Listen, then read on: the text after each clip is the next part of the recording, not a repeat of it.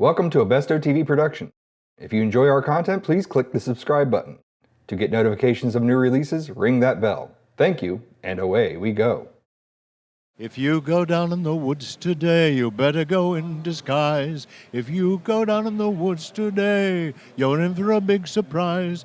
For every bear that ever there was will gather there for certain, because today's the day the teddy bears have their picnic. Picnic time for teddy bears. The little teddy bears are having a lovely day today. Watch them gaily unawares and see them picnic on their holiday. Watch them gaily get about. They love to play and shout, they never have any cares. At 6 o'clock their mamas and daddies would take them home to bed because they're tired little teddy bears. Ba-ba-ba-ba-bum. There you are.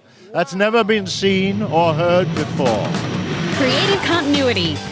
We bring the convention to you. This is Mr. Lobo here at the Great Philadelphia Comic-Con for Creative Continuity, and I'm here with the very versatile and distinguished actor, Mr. Paul Freeman. How are you today, sir? I'm very good, thank you. We've had a very good weekend here. A lot of lovely people in Philadelphia. A lot of big fans. I saw people rolling out their posters for you to sign, and one guy brought you a white hat, Bellocs hat for you to wear. I saw that. There've been a couple of those. A lot of surprises. People have seen stuff and remember the lines from years ago in a way I don't. Word for word. Yeah. Because they watched them 400 times. I know, in a day. I wanted to see Belloc and Indiana Jones. I could have seen like 5 other movies where those two me too. were trying to best each other. Yeah, exactly. Just a sort of duet between the two of us would have been enough, wouldn't it? You were like the Moriarty for Indiana Jones. Exactly. Yeah. I have played Moriarty too, actually. You have. There's a movie called Without a Clue years ago with Michael Ben Caine. Kingsley and Michael Caine. That's right. Yeah, that was you. Yeah. Wow, Hey. you were very good. Well, thank you. I try. Ladies and gentlemen, you seem to be blocking my exit.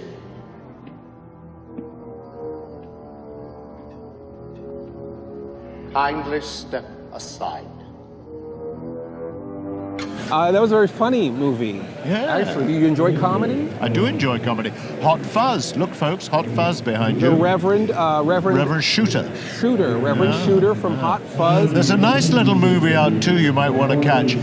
Disney not distributed it very well. It's called High Strung. It's ballet meets hip hop, and it's a fun dance and music movie. I vaguely remember that. Do High you? Strung, yeah. People have seen it on planes, but it seems to have disappeared. It's worth a view. Find a plane that's showing it near you. Yeah, jump on a plane, folks.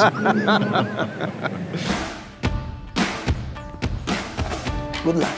Thank you.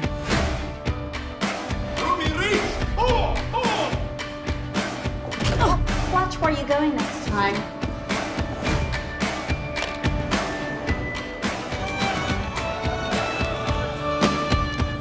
What's your name?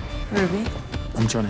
You had to play, of course, Belloc in Indiana Jones, and he was a bad guy in that. And then in the Power Rangers, you were Ivan Ooze. Now, to be honest, I watched the Power Rangers, and I did not identify you as Ivan Ooze. Well, how could you? I mean, look, folks, I look like this. How could anybody identify me, please?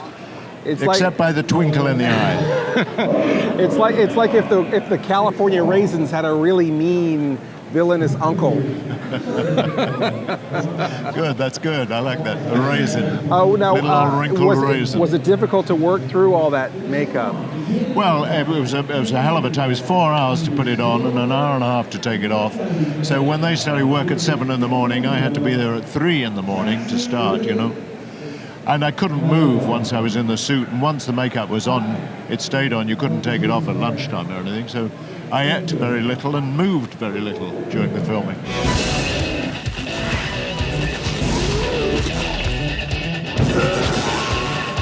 It's time to pay the piper. Uh-oh, we're in trouble. Something's coming along that's unstoppable. Let's do it, guys! Hey, it's morphin' time!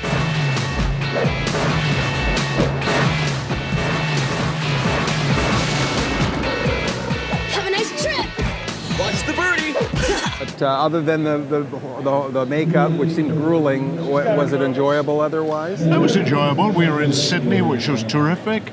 I got paid twice because they screwed up the costumes the first time round and had to do a lot of reshoots, which was also very nice, and which they didn't want to do, I have to tell you, but we got it in the end. And no, it was great fun. The only thing I could eat in this costume was smoked oysters, which had to be dropped into my mouth. Wow, boy, that's Wasn't too difficult. Depends on how you feel about smoked oysters. Well, fortunately, I like it. I've got a very nice series on Netflix at the moment called Tokyo Trial, about the Japanese war crimes trial at the end of World War II. And I've just finished a series for Sony called Absentia. Now, there's a very important charity that you're involved with. Thank you for reminding me about that. Yeah, my wife and I support a school for HIV/AIDS orphans in Uganda. Please look it up and see if you can support us. We've just succeeded in building some brand new classrooms in brick out there. The rest of the classrooms are in wood, and we have a terrible problem with termites which eat the wood. And it's starting to be a bit dangerous for the children. The high winds come, these walls are going to fall down. So we've got to start rebuilding the classrooms in brick now. Look up this website. It's called UKHF, and it stands for United Kingdom Friends of Healing Focus. Healing Focus is the name of the school in Uganda for these 250 very deserving kids from 3 to 15. It's a free school, and this year we're sending our first children onto university. Wow. So do try and support us, UKHF. That's a really wonderful thing, and Thank you. it's great to see that not only are you inspiring young people and people of all ages with your characters on the screen, but doing something very real and showing that you can be a bad guy on screen and Well, thank you for and saying be a that. wonderful person. And you're in real life. one of our main donors we got from doing one of these events a couple of years ago, actually. I did a taped video like this, an interview, and this man, a Scotsman in Britain, saw it, God knows how, and has now become one of our main donors, which is tremendous, and has been out to Uganda to visit the school. We go every year, we go every February, and he comes out every year to see how it's going. Wow. So join us, folks. Thank you very much. It's been a pleasure, Paul. Thank you, Lobo. I really enjoy your work, and Thank you. I hope we just continue to see you in 300 more movies. Oh, that'll be good. All right, fantastic. And Thanks a lot. we'll see you there too. This is Mr. Lobo signing off for the great Philadelphia Comic-Con and Creative Continuity. This is Mr. Lobo, and I'm here for Creative Continuity, and we're here at the great Philadelphia Comic-Con with Zordon, aka David Fielding. Welcome, human. I am Zordon, an interdimensional being caught in a time warp. And my name is Alpha 5. This planet is under attack, and I have brought you here to save it. Oh, yeah, right. A non-believer. Look behind you at the viewing globe. Your doubts will be answered in the images you see. It's certainly a pleasure to meet you in person, sir. Well, it's great to have me on. Yeah, that's awesome. Or I guess have you back, right? Because we did an interview with you, I think, in 2 years ago. Yeah, 2 years ago, 2015. And I came in. I met the original cast. I met the writers, the director, the producers, and they had me stand up on a table. And I went through the script, read the lines, and I remember Austin St. John turning to everybody saying, "Well, I think we found our Zoltar," which was the name of the character at the time.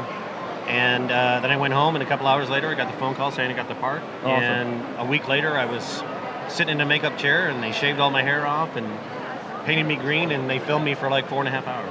Oh, okay. And so it was 4.5 hours every filming session? No, they only filmed the character one time, which was very good for them business-wise, but it sucked for me as an actor.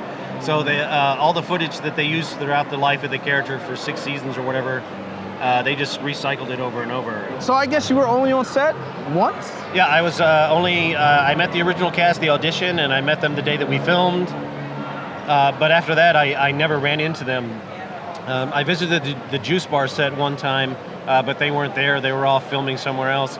But I did run into Barbara Goodson and Kerrigan Mahan in the recording studio when we were doing voiceovers, and a couple of the other actors, Paul Schreier, who plays Bulk.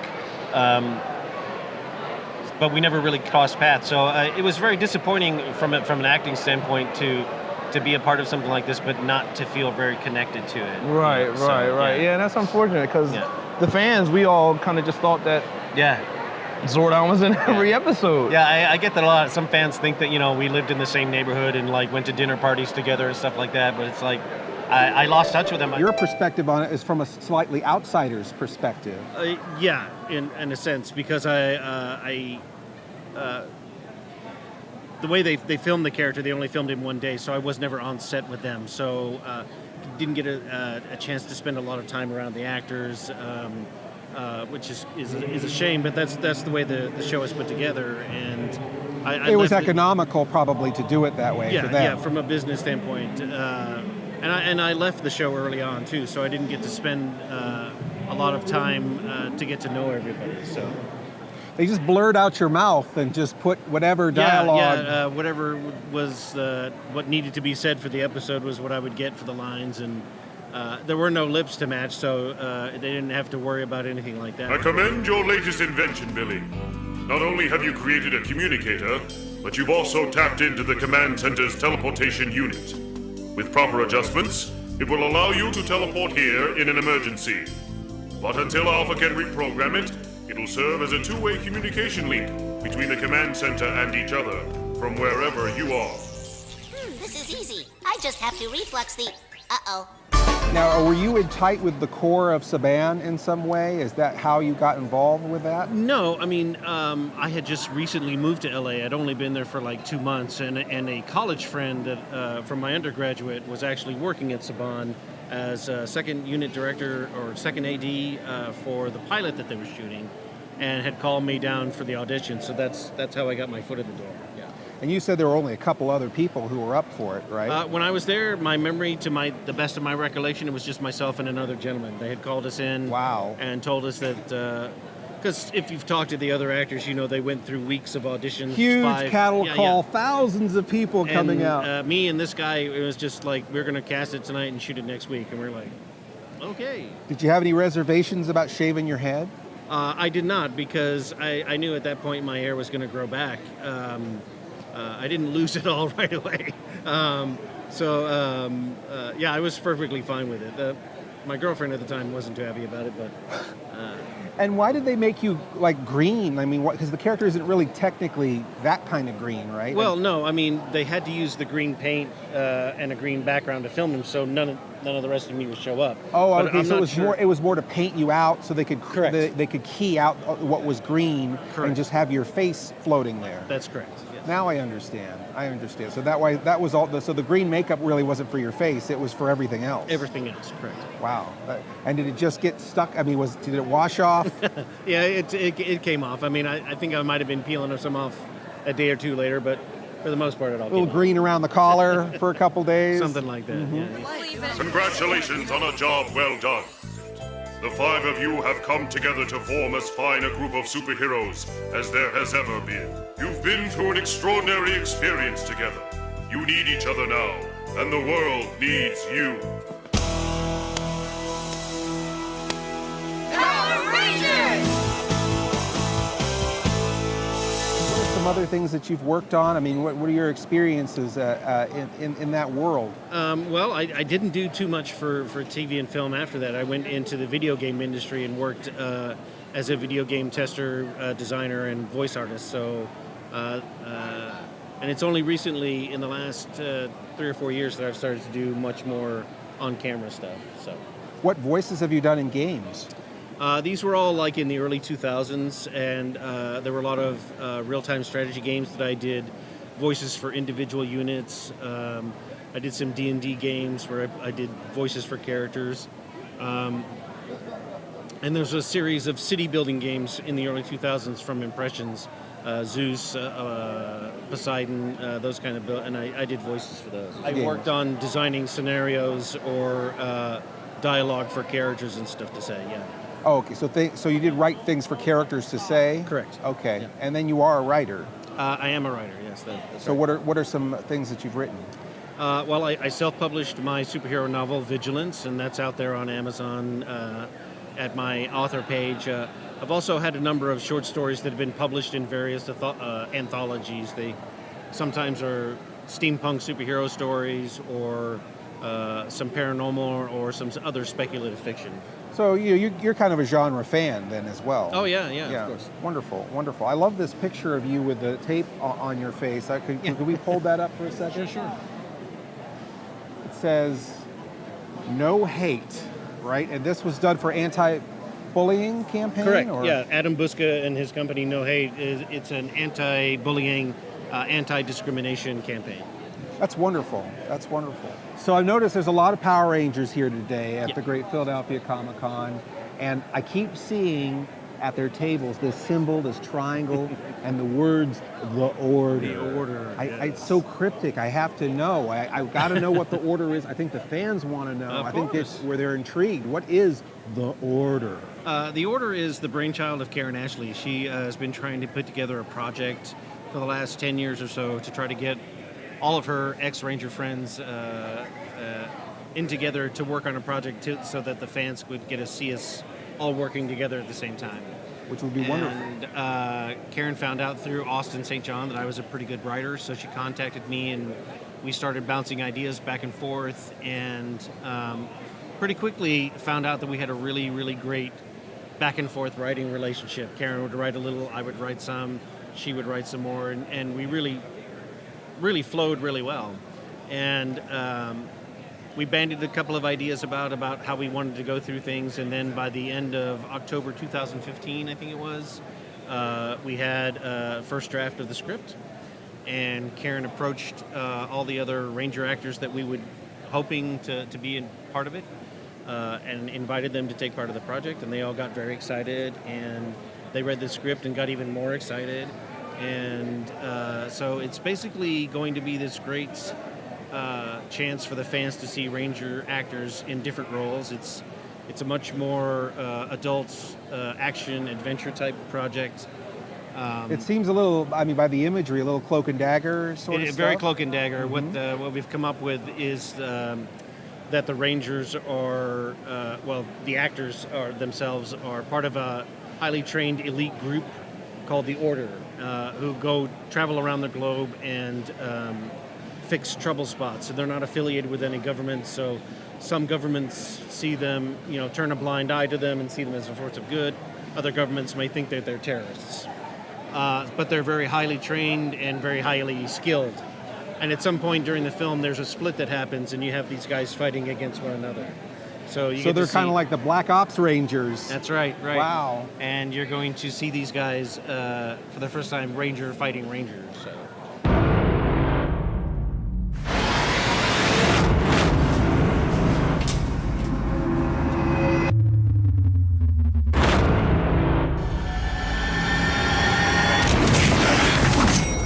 We're moving into position now.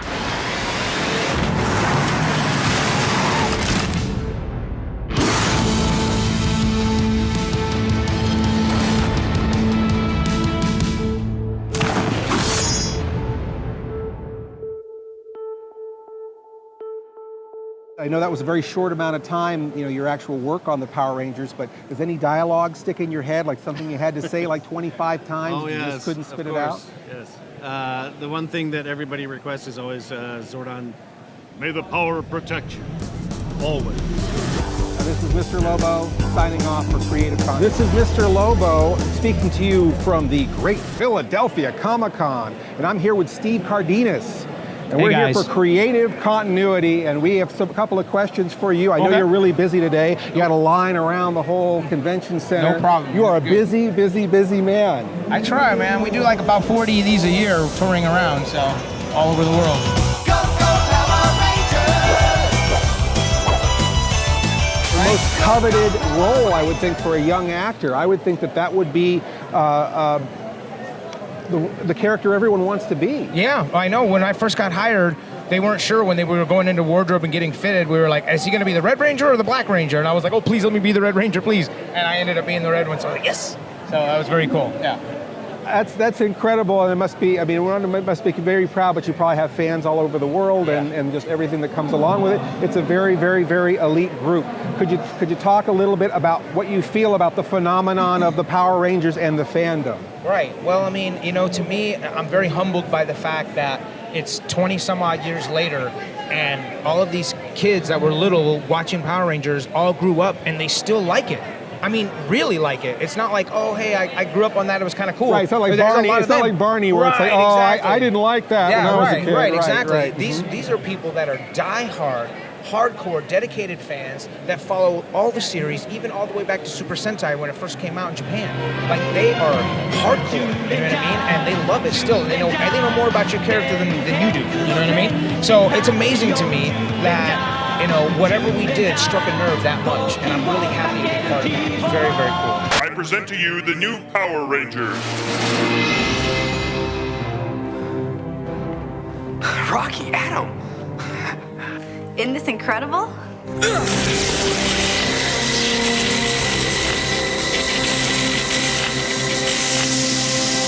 Well, that's really incredible, and I'm glad to see that you have such a wonderful attitude and embracing it, because sometimes people take part in things like that and they're not proud of it, or they feel weird about it, or they don't understand the fans. Dude, man, yeah. But you seem like you're a fan at heart. I get it because, all right, let me put it this way. When I was a little kid, I was bullied, right? I mean, like, really, really bad. Like, there was these group of kids that were waiting for me outside of school all the time. Mm-hmm. This is in the early 80s, and then in 1984, the movie The Karate Kid came out. And I saw that movie, and I was like, that's freaking me. That's me. This happening to me. And then I was like, man, I wish I could learn karate so I could kick these guys' asses, you know what I mean? Like, that was my thought, And eventually, it was the reason I got into martial arts. Watching that movie, understanding and relating to him, was what drove me to want to get into martial arts. And then martial arts got me eventually the opportunity to become a Power Ranger. So that started you on your path. So when I started doing these Comic-Cons, and Ralph Macchio was at a Comic-Con one year, I was like, dude, you're the reason. I was like fangirling. I'm like, you're the reason I got into martial arts. I love you so much. Thank you. Like almost tearing up, So when people come up and say that to me, I get it, Because people come up and say, hey, man, you got me through a really rough time in my childhood. I really appreciate that. Dude, that's huge, man. Like, how could you not be humble? Really important, I mean, it's like, it's not brain surgery and it's not rocket science, but it's really important to a lot of people. It's an important part of their lives. I'm great because, I feel good about it because, call it is what it is, you know what I mean? Like, it was a hokey, campy show, but it was fun, but it had a good message, you know what I mean? And there was a lot of hidden things that were important about it, like diversity and learning how to work together as a team, learning to get along with other people, all that kind of stuff. It's okay to be corny when you care about each other, Exactly. You should know that I'm your friend, and I'm just glad I'm on your team. I mean, hey, you can't save the world without working together, right? That's right. Tell us about Geek Nation. Okay, cool. Well, me and my cousin, we started this clothing line called Geeked Nation. Geek apostrophe D. Geeked Nation. Yeah, Geek Nation. It's this right here. So it says Geek Nation. There it is. And we have different designs like Release Your Geek. Then we've got this one, Make America Geek Again. We just have a bunch of different clothing, different designs. And check it out. It looks like some really cool stuff. Obviously, you're a fan yourself, and it pours into everything that you do. Thank you so much for taking the time to speak with us. Thank you. This is signing off from the Philadelphia Comic-Con, or the Great Philadelphia Comic-Con. This is Mr. Lobo. Let me see you do It's Morphin' Time, man. Come on. Oh, it's Morphin' Time. Yeah! Nice. Thanks, This is Mr. Lobo at the Great Philadelphia Comic-Con for Creative Continuity, and I'm here with Nakia Burrise of the Power Rangers. Hello.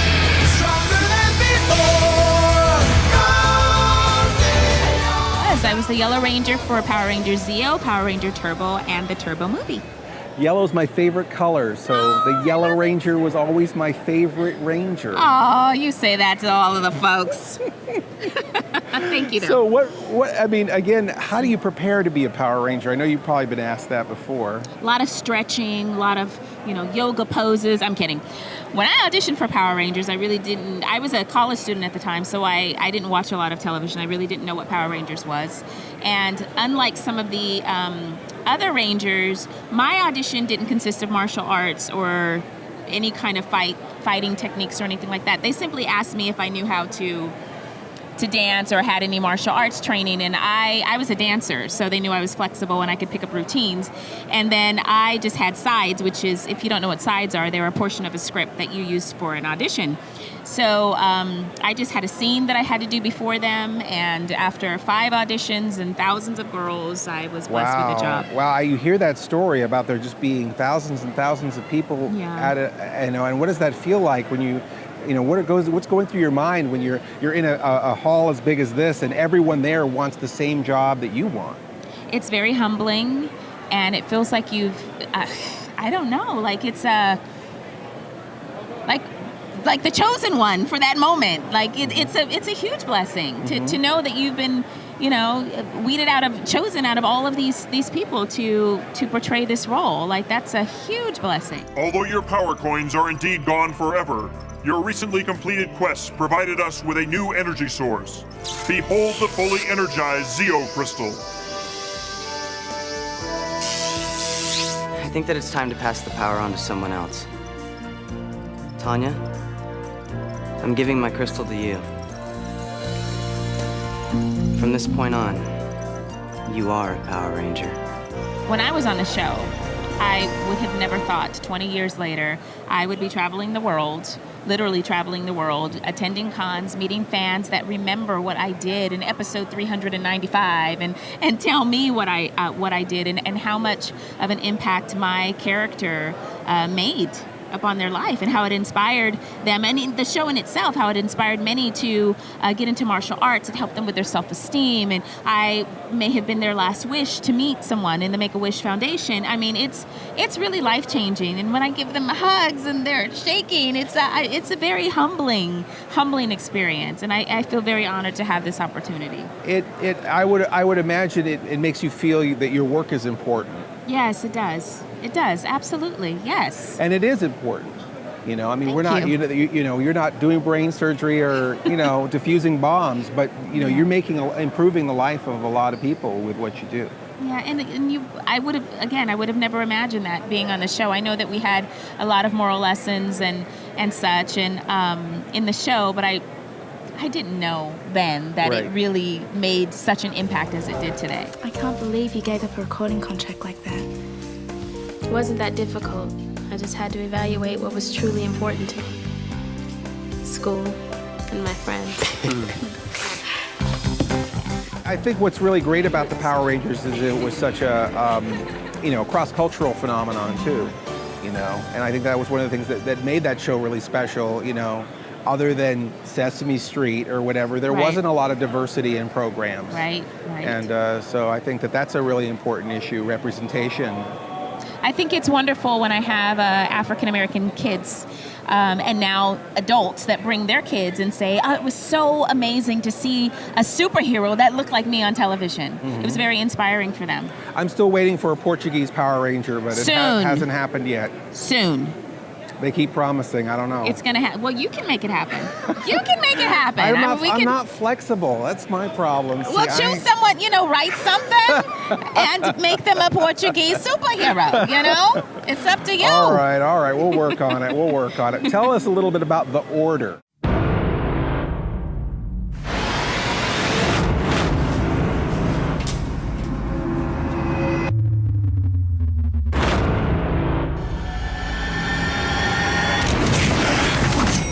Just to be clear, the State Department will deny all knowledge of my being here.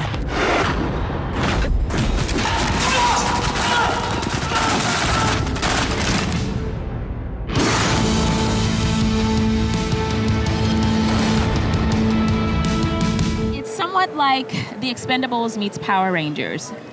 Okay. In that sense. However, we're all former Power Rangers, but the movie has nothing to do with Power Rangers. We're a bunch of vigilantes. Sure.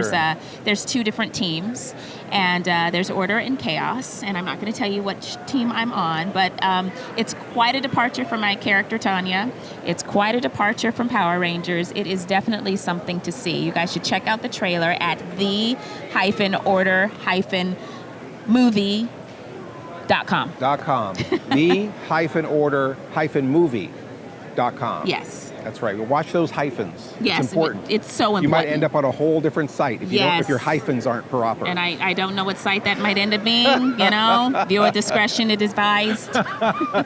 But with the order, the real treat will be to see all these Power Rangers alumni all together again in one project, which is something that has been worked on or hoped for a long time. Yes, we are finally getting an opportunity to answer the fans. This is something that the fans have been asking for years, and Karen and David Fielding are the writers of this movie, and it's so well written.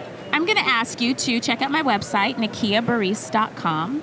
I have a couple of television shows that I'm guest starring on. You can catch me on Jane the Virgin, Rebel, which is on BET Network, a Netflix show called Atypical starring Jennifer Jason Leigh. I'm doing one episode of that.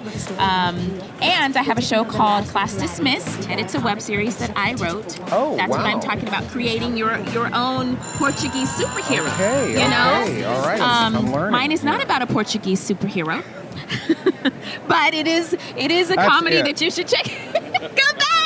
That you should check out. I had a couple of Power Ranger guest stars. Yes. We did season 1. We're in season 2, up to episode 4, and check it out. Subscribe for free. I'll ask a series of questions, and whoever has the most correct answers will be crowned Barbie's best friend forever. I've got this in the proverbial bag. I've known Barbie since we were in matching cribs. I hang out at her crib every day. I text Barbie so much, she's got a separate phone just for me. Here's the thing.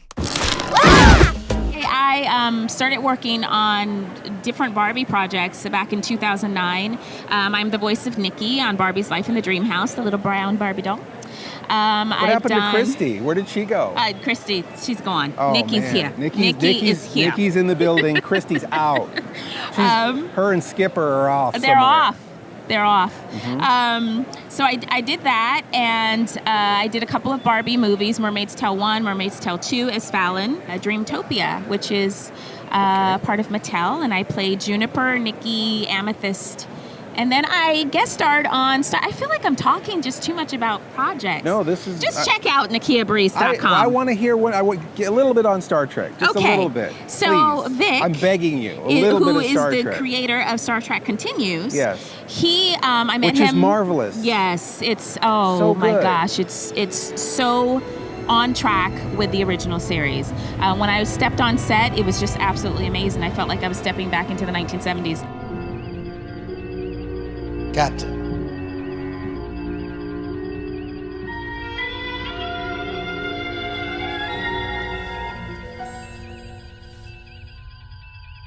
Minister, may we have a moment for a brief diagnostic procedure?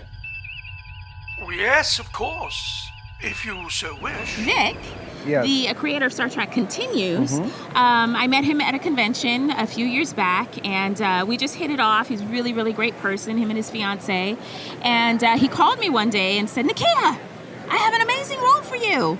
And I didn't know what the role was or anything like that, and I just automatically said yes because I just wanted to be a part of whatever he was doing. And he flew me out, and I was on set for a couple of days, and we filmed an amazing episode. My character's name is Nakia, and the series is based off of the original series, and so I play one of the love interests of Captain Kirk, which was in I guess one of the episodes, but she was never named, so that's why they came up with the name Nakia, which just so happens to be my name. Wow, that's amazing. Isn't it? Yes, you get to be really part of that. I do. That franchise sort of. Yeah. That's amazing. I'm a Trekkie. For sure. For sure. Oh, well, sure. and it's it's really no mystery why they cast you in Star Trek, because that was a phenomenal series that touched a lot of people and had a lot of diversity, and you are the contemporized version of those people who did that thing. Well, thank you. I appreciate that. It's just the truth. Thank you so much. Thank you. This has been a pleasure talking with you. You too. And this is Mr. Lobo signing off for Creative Continuity. Bye. This is Mr. Lobo here at the Great Philadelphia Comic-Con for Creative Continuity. And I'm here with Karen Ashley, famous as the Yellow Power Ranger. Go, go, is my favorite color, so I'm partial. I've always been partial. My favorite Power Rangers are the Yellow Rangers, so it's a privilege to talk to you today. Thank you. Thank you very much. Could you speak a little bit just on the phenomenon? I mean, I saw the kids and adults and everyone coming here today. I know you've been asked a million times, but I love your take. You know what? It's amazing. It's like the show that keeps on giving. We literally did this show 20 plus years ago, and people still love it. It's still alive and well. It's amazing. I can't believe that 23 years later, we're still talking about Power Rangers. And it's not only, it's like got a whole new lease on life. We got a new movie that's come out. We've got a new series that's come out. So it's pretty cool. It seems like it's amazing, and you still are gorgeous. How is that possible? You know what? It was that juice. We were drinking at the juice bar. Ernie's Juice Bar had Miracle Life. We got to go to Ernie's Juice Bar. You got to go. This. Yeah, it was a miracle. I don't know. Way to go, guys. Let's do it, Aisha. It's morphin' time. Mastodon! Saber-tooth tiger! You'll be sorry you messed with me, Scorpina. I feel like for people who've kept a show alive 24, going on 25 years, the least we can do is be excited to meet them. The least we can do is be nice. So right, I mean, for us, you're exciting. here because of that. Yeah, totally. Because I mean, if you think about it, Mighty Morphin came out so long ago, and it's so near and dear to everyone's heart. And they talk about how they love the first movie and how they just love the show and they loved our characters. And so for us, it's actually, they give us more when they come to this table, because every time a fan walks up, they literally turn 7 years old again, and you see it in their eyes, and it's just great. It's like we're in the good news business. Well, and it's amazing too, because you think of like, I mean, again, I'm feeling my age a little bit, but you think of shows, traditional shows like Star Trek, where they were so important and they had this diverse cast and affected so many people. And I'm sure working on the Power Rangers, you never thought that what you were working on was a phenomenon like that would impact so many people and be that way. You're absolutely right, because I mean, one thing was there was a multicultural cast. Like, I mean, it was ahead of its time. So there was literally someone for everyone. Like, everybody had someone they could really identify with. It defied, racial lines. It defied gender lines. The girls were just as strong as the guys. I mean, it was just a very cool show, and I think that's why it's lasted, because literally everyone can identify. Everyone had a favorite Power Ranger. One of the colors was their favorite. So absolutely, and it had such longevity. They kept rebooting it and that was kind of like the beginning of reboots, Yes. because every season was so different and had dynamics to it that were different than the generation before. I agree. We were lucky because we were part of Mighty Morphin, and Mighty Morphin, we had the show used to come on every day, so we have hundreds of episodes of Mighty Morphin that you can watch, and people really got to know us and got to know our characters. So we're very lucky. But you're right, it's been reboot. Every year you get a whole new batch. You guys were kind of like the cast of the original Saturday Night Live. Right. You guys had the longest run. You were all together, and there was kind of a groove to those shows that's sort of unique to the rest of the series. It's definitely near and dear to our heart. I always say Mighty Morphin or nothing. It is no diss to the other, the other series, but it's like it's the one that got the party started.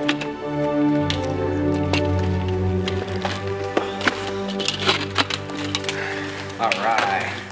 1, 2, 3. Brand new Rangers. Welcome aboard, Rocky, Adam, and Aisha. Did you get to keep any of the stuff from the show? I should have. I would have had to steal it if I would have kept it. And I was way too honest. But you know what? Everything I have, fans have made for me. So I have a custom morpher from, gorgeous. I have a custom helmet, a custom morpher, I've got a custom communicator. So everything I've gotten, I can say it was fan made or fan given. So it has a little bit more meaning. That's true. That's true. And now we've been talking to a few of your comrades here, and I'm hearing about this project. I'm very interested in it. I mean, could you tell us about the Order? Ooh, the Order.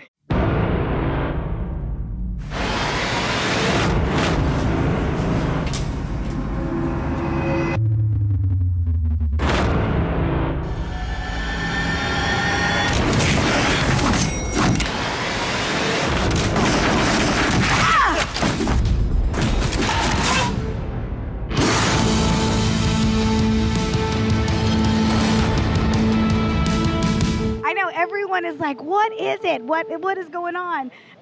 We decided, we wrote a film, and it was an action film, and we had decided that it would be kind of a cool thing if we could get some of our friends together and we could all star in a movie. And it's an action film. There are good guys, there are bad guys. Honestly, you don't know who's good, you don't know who's bad. It's a twisted plot. But they're like Black Ops Rangers. Exactly, and add some karate in there. It was inspired because we would do all of these conventions, and like we've literally been doing this for like 10 years, and we would always say, fans would come up to us and say, when are you guys going to work together? When are you guys going to have a reunion? When? And I was like, yeah, when are we going to do this? We should be working together. And literally, I'm surrounded by amazing people, amazing talent, and it's hard. It's terrible to see all this talent just sitting here. Yeah. And you guys could be working together. Yeah, and honestly, we shot the proof of concept, and we were like kids in a candy store. We could not get enough of fighting again with each other, of just acting and just being different. My character, Alyssa, is so different from Aisha. Like I say, where Aisha would smile, Alyssa's going to give you that look. She's going to give you a frown. But it's just fun as an actor to try something new. And we're actually working on locking down distribution, and hopefully we'll be shooting a few months. And then we're going to take over social media. When the movie's coming out, you're going to hear about it. We're going to release a new trailer. It's going to be amazing. Well, we're excited. We just want to see more of you. Yeah. We want to see more of the other Rangers. And it's really great to be with you here and to be with the Power Rangers here. It's certainly like a big family, and yes. You definitely feel that when you're here. So thank you again. And if you want to say anything to your fans before we say goodbye. I just want to say we love you. We love you. We've been in it together for 24, going on 25 years, and I hope to meet all of you one day, and I hope we're in it for 25 more. Wow. It's morphin' time. It's morphin' time. This is Mr. Lobo signing off for Creative Continuity.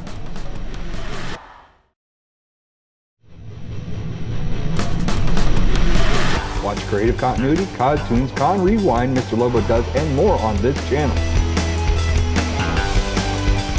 Creative Continuity. We bring the convention to you.